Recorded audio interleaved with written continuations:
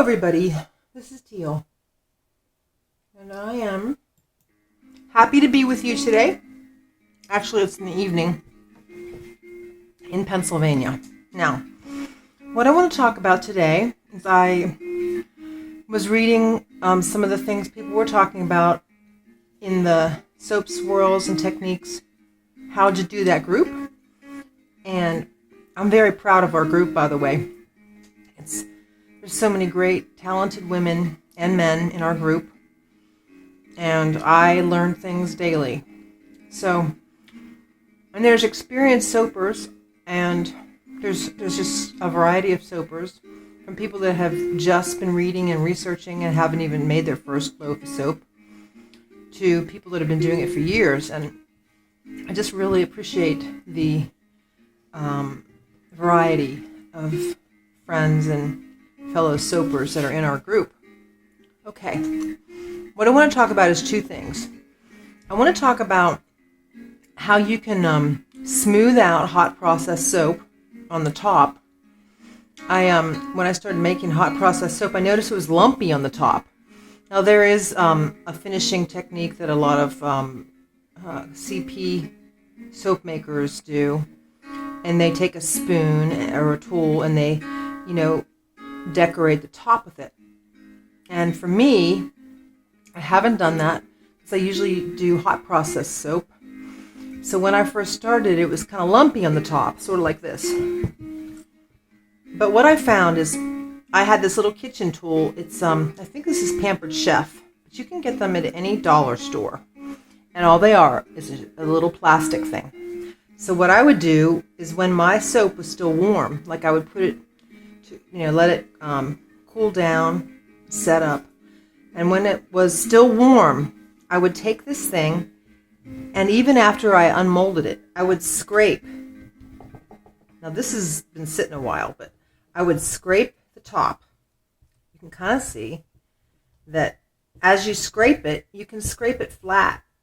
And for me, and then I'd actually use this in other areas that needed mending. This one doesn't have that problem. But sometimes you'll have little holes inside or something like that. And I would just put this extra in there. But I could pretty much scrape the top flat. This is just my personal preference for hot process soap. I am going to be doing, and I have been witness to some beautiful piping. I took a soaping class and I got to experience how to pipe soap, which is really cool. But if you just have lumpy top soap and you don't like it, and if you want to clean up things or fill in things, you can just use this thing. And I don't really know what it's called, but you can find them all over the place. Hardware store, in the kitchen section of any Walmart or Pampered Chef. So that was one thing I wanted to show you, how you can flatten out soap on the top if you don't like the appearance of it. All right, that's one thing. And then you have all these soap scraps. All right, the second thing I want to talk about is how to cut soap which is the whole reason I started making this video. When you don't have money for a soap cutter, and it usually happens when you're starting out, and I personally don't have a soap cutter yet. I'm still using this technique, and it works really well. I started off with a regular knife, but then I got a miter box.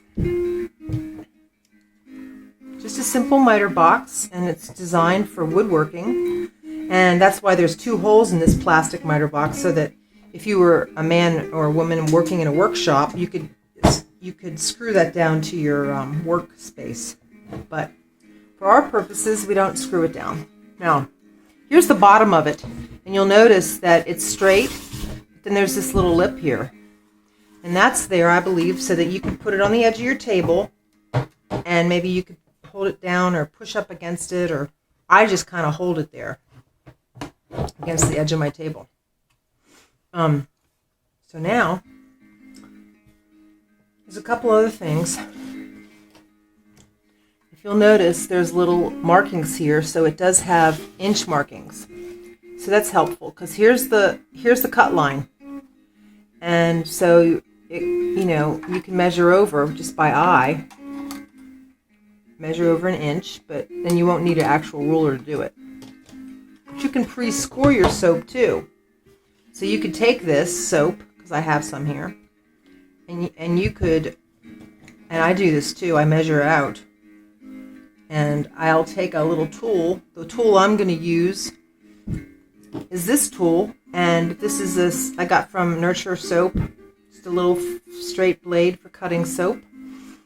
It also has inch markings on it, half-inch markings. But you can go ahead and score your soap at the inch.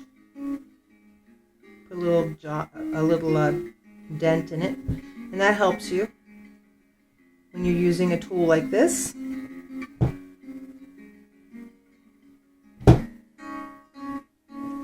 Okay, you can see the little dent. All right, now, so I use this tool, but you could also, if you didn't have one of these, you could use a knife, or you could use one of these. This is like a mud spackle knife, drywall mud, or it's a spackle knife. I'm sure you could find one in any workshop, or you can get it at Walmart, any hardware store. All right, so what we're going to do, I'm just going to lay this in here, and I like to put it up against the edge.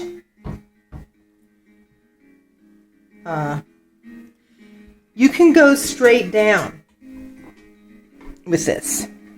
You can go straight down, lining it up. Just go straight down, and then I kind of slide it out the back. This is a very, very small loaf of soap. Or what I like to do, and you're following the little line that you made, what I like to do is I like to just kind of do it at an angle. That way I feel like I can bear down on one of the edges, even though that's a little tiny slot, there is an edge there. So I kind of bear down on one of those edges, and you get the feel for it as you do it. I go at an angle and then go directly down. And then I slide it out. So you can buy these on Amazon.com, these miter boxes, or at your hardware store. And that's basically what I wanted to show you, that there is good ways of cutting soap, or easy ways, without having to spend $200. And there are single soap cutters that I've seen. I think Workshop Heritage has a real popular one that a lot of the soapers get. It's just a single blade, and I think it's adjustable as far as the width too. The only drawback of a miter box is, the wavy cutter, the zigzag cutter, it does not fit down into the slot. But that's really the only drawback. Aside from if you're starting to do a lot of production soaping and you want to do your whole loaf at once, that's why those multi-cutters are great.